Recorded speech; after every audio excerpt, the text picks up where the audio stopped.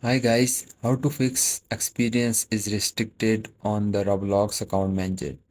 And fixing this problem is very easy. Open up your Roblox home, click on the settings. Now just click on the settings you are seeing.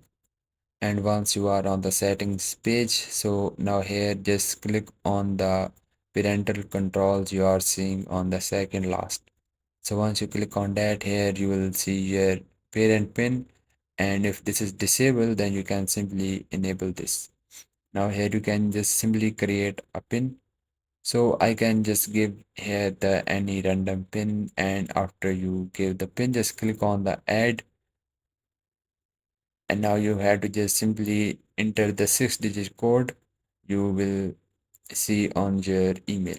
So once you copy this, just go to the Roblox, paste this, and then it will start verification process. Now here you will see your pin is set now.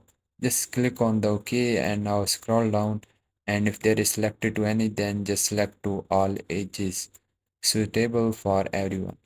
Then you have to just restart your Roblox, and if your problem is not fixed, then you have to just uninstall the Roblox account manager, then again install, then you can log in and your problem is fixed. And guys, this is how you can fix the problem.